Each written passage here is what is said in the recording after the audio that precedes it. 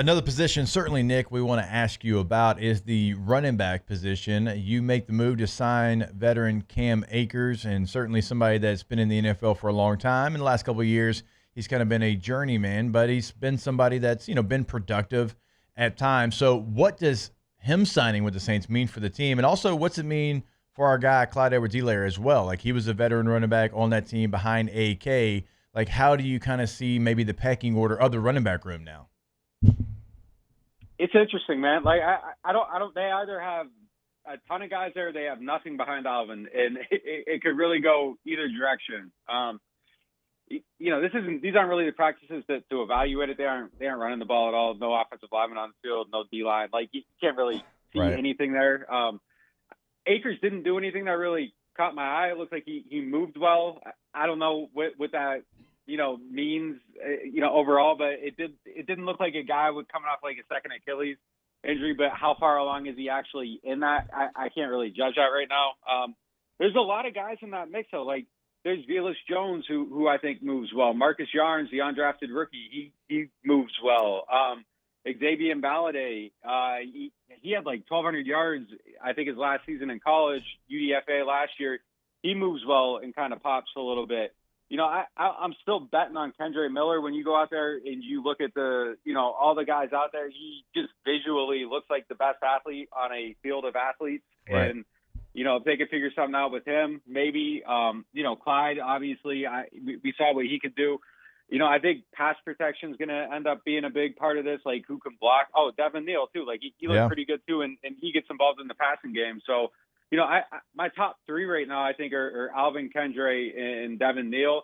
If they go to four, I don't know which one I would pick right now. And, maybe it is a thing where they carry three and they have these two veterans on the practice squad and they end up being elevations early in the season, and then they eventually sign one to the 53. That might be a way to cheat the roster a little bit. Those are kind of the guys that you can keep around and play that game with. But, yeah, I mean, I think that's going to be a really fascinating competition, and I'm eager to see how it plays out, because the only guy I know for sure, like, what he is Alvin, and the rest of them are kind of mysteries at this point. And there could be a lot there. And like, they were flashing. It is kind of the signs you want to see, but, I really think it's going to come down to, like, who can block, who can add that element of protection, because, it isn't necessarily Alvin. He's not great at that. It's not Kendre Miller unless he learns how to be assignment sound, which has been a massive issue for him. And I have no idea what Devin Neal can do there. So, I think right now, push comes to shit. Like, I don't know. I know what Clyde can do in that area. So maybe he would be the fourth guy on my list. If you go young guy potential, Xavier Balade caught my eye more than the other guys, but I don't know. I don't know how to gauge it right now. On the Saints lineup, game one of preseason, what can fans expect when they're looking at – I'm not going to give you a tough one here.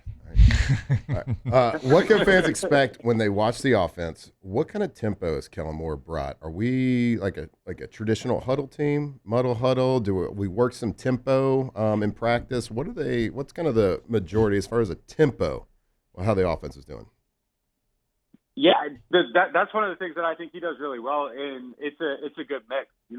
They like to go one word turbo at times, and then they'll kind of not huddle, do like the little sugar huddle thing, and kind of vary the speeds up. Like, there's super fast tempo, there's tempo, and then there's like a mid range. Like, I think they mix that stuff up really well and just do a lot of things to kind of keep the defense off balance so that they don't really ever get a feel for it. And going through and watching Philly last year, that was one of the things that kind of really stood out to me, that seemed, brilliant. And then talking to them about it and the way they put things together and the way they design some of this stuff, like, it is kind of, I think his core ethos is having just that tempo that he can weaponize on defenses. And, I think that's the thing that they do well. And, I'm excited to kind of see how that stuff plays out. And just the way it all like kind of goes together. I don't know, like just talking to him, like, there was Sean Payton and then there was this era in between, and now there's Kellen Moore, and it kind of feels like,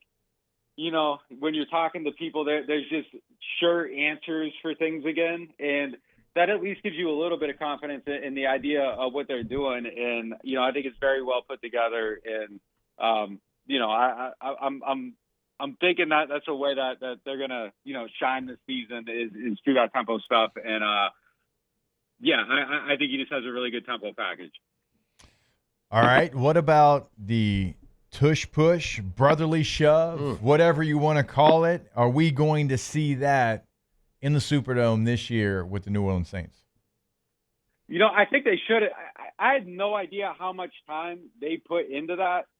That was something that Philly practiced twice every single day in their practice. I watched Nussmeier talk at this coaching clinic, and like he just went through the whole process of like how they install it and how much attention to detail it demands. And I think that's the reason they're so good at it and nobody else is because it's just something you have to be comfortable with. Like you're lining up, your stance under center is different. Your center stance is different. It changes the mechanics of the snap. And like they would go through it in their walkthrough every single day. And then at practice, when they got dressed and went out to the actual field, they would practice again there. And it was just something they would just go over and over and over. And yeah, I mean, it takes an allocation of resources and it's minutes every week. But if it's a sure thing every, 1 yard to go, yeah, I could see it. I don't know who they would have run it though. I mean, I think that would be kind of the interesting thing. Like I think Shuck probably could. I don't know if Rattler could.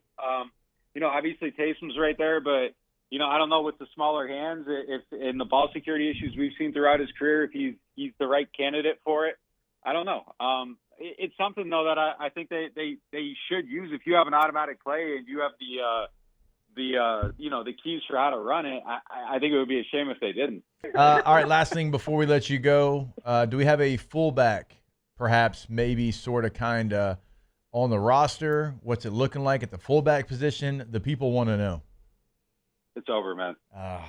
Nobody wants to know. Shoot. It's over. It's over, man. All right. You guys are down to like 6 teams. I don't know what it is, but the number's dwindling. Yeah. Dude, we were down to last thing. I'll let you go. I remember talking to my agent, and I was a free agent, and I had 2 offers, but he's like, "Hey, like, I know it doesn't seem like a lot, but right now there's only 18 teams that carry a fullback out of 32, and this is at 2013." So he's like, 2 offers is really like 7 or 8 for any other position. So I was like, okay, when you break it down that way. So look, that was 12 years ago, Nick. So I get it. It's okay. We had a run. Yeah, it's not looking good, man. It's not looking good. That's all right. Man, God, that hurts. Nick Underhill, New Orleans Football, joins us every single Tuesday here on OTB. Nick, we appreciate the time as always and look forward to next week.